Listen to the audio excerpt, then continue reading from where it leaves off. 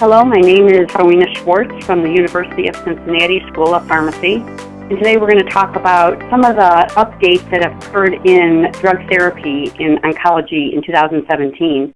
You know, we have had a virtual explosion of new drugs in the last few years in cancer, and this last year has been no different.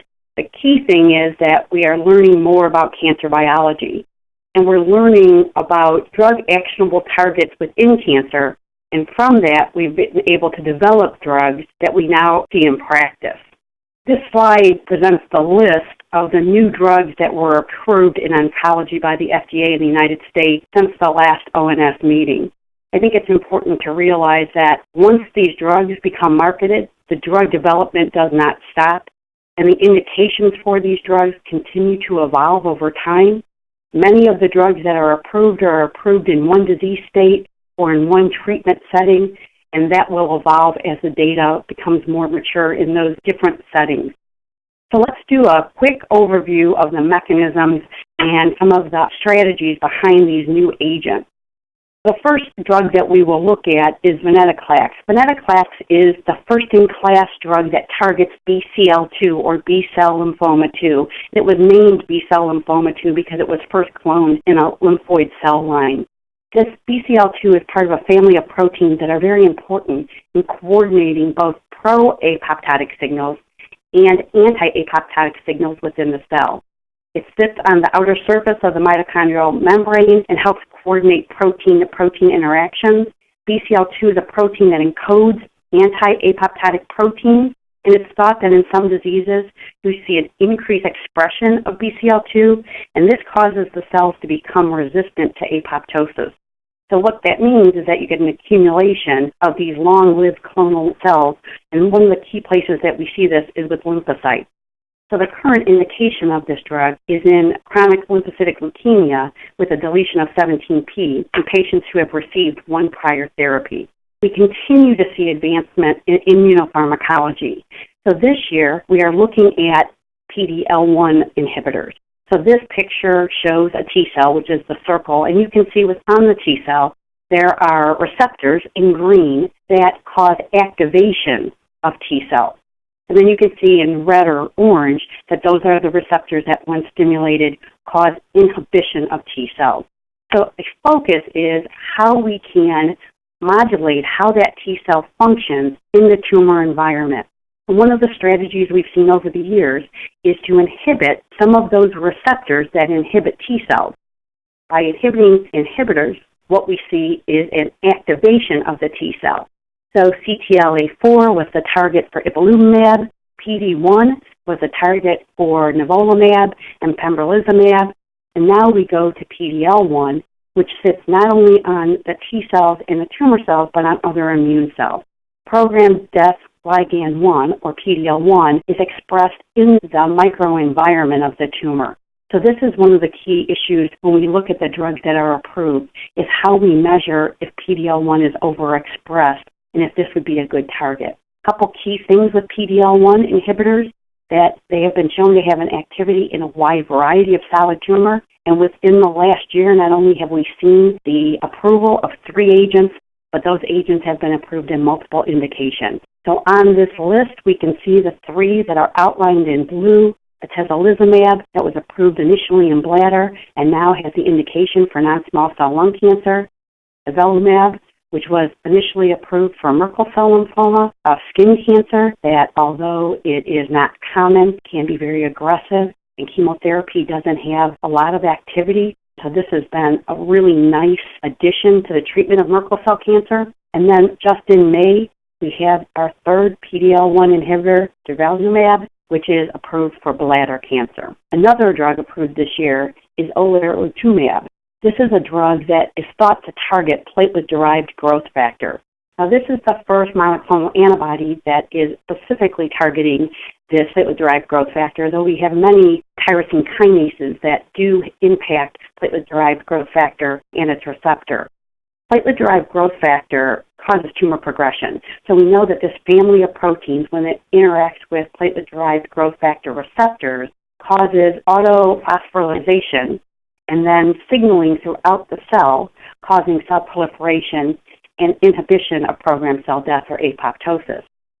In tumor cells, it's been shown that platelet-derived growth factors, when bound to platelet-derived growth factor receptors, drives malignant cells and also has effect on angiogenesis and the tumor microenvironment. So it's thought to be a very nice target. We see that some tumors overexpress platelet-derived growth factors, and some tumors have mutations that activate the platelet-derived growth factor receptor. So this is where this drug was really of great interest. The drug was approved for that it is indicated in combination with doxorubicin for the treatment of adult patients with soft tissue sarcoma with histologic subtype for which an anthracycline-containing regimen is appropriate and which is not amenable to curative treatment with radiotherapy or surgery.